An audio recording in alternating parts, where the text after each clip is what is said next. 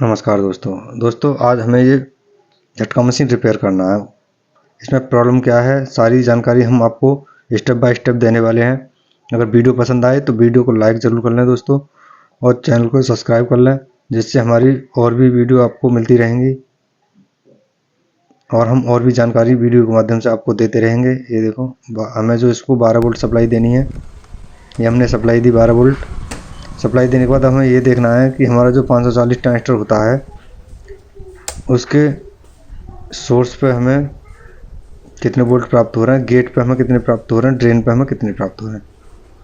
तो देखो दोस्तों, सबसे पहले हमें ये देखना है कि इसमें जो हमने 12 वोल्ट की सप्लाई दी वो प्रॉपर हमें पहुंच रही है या नहीं पहुंच रही है। ये देखो, ये माइनस पे लगाया हमने एक तार, यहाँ प्लस पे लगाया। हमें देखो ऑन ऑफ के बराबर में वहाँ पे हमें पूरे प्रॉपर वोल्टेज 12 मिल रहे हैं। उसके बाद हमें प्लेट को पलट लेना है।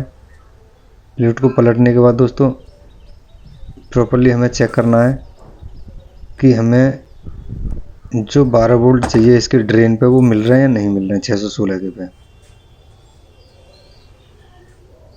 तो पहले शॉर्ट कर लेना है, मत यहाँ पे ऐसा हो सकता है कि ये देखो शॉर्ट करके ये दिखना है हमारा जो कैपेसिटर होता है वहाँ तक हमें करंट मिल रहा है नहीं मिल रहा है। तो हमने इसको शॉर्ट किया है तो वहाँ तक हमें कोई भी करंट नहीं मिल रहा है। हमें 20 वोल्ट की रेंज पे मीटर को लगाना है, DC 20 वोल्ट। उसके बाद देखो इसके ड्रेन पे हमें 12 वोल्ट चाहिए, वो मिल रहा है। इसके गेट पे हमें 3 वोल्ट चाहिए, ये 3 वोल्ट नहीं मिल रहे हैं हमें। दोस्तों सबसे पहले हमें अगर ये 3 वोल्ट नहीं मिल रहे होते हैं तो हमें अपना जो 616 ट्रांजिस्टर होता है उसको निकाल लेना है। उसको निकालने के बाद PCB में चेक करना है हमें कि जो हमारी PCB है वो प्रॉपर 3 से 6 वोल्ट के बीच गेट पे हमें दे रही है या नहीं दे रही है।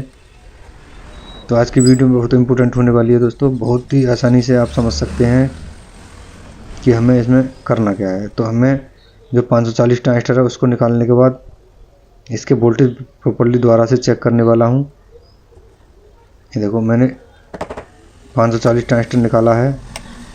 अब इसके देखो दोबारा से इसके वोल्टेज चेक करने वाला हूँ मैं।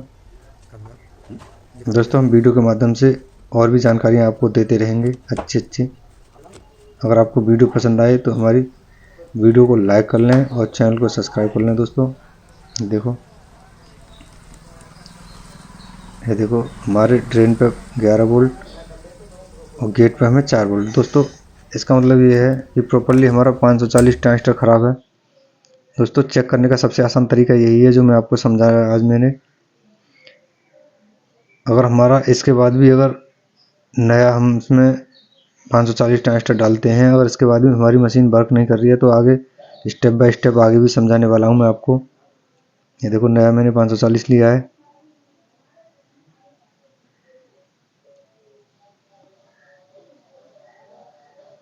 दोस्तों इसके जो गेट पे है 3 से 6 वोल्ट के करीब चाहिए हमें, और ड्रेन पे 12 वोल्ट से 15 वोल्ट के बीच में, और इसका सोर्स होता है वो ग्राउंड से लगा होता है।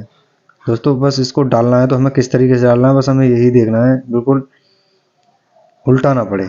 देखो मैं इसी तरीके से इसको चेक कर रहा हूँ कि कहीं मैं उल्टा ना डाल लूँ, इसलिए मुझे तो प्रॉपरली पता है, मैं आपको समझाने की वजह से इसलिए इसको दिखा रहा हूँ आपको।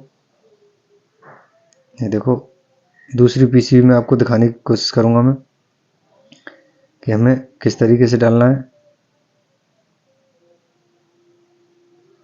देखो मैंने इस तरीके से इसको लगा लिया है, इसको सोल्ड कर लेना है। उल्टा डालने पर हमारा जो मोसपेट है तुरंत ख़राब हो जाएगा। देखो हमने इसमें सप्लाई लगाई है।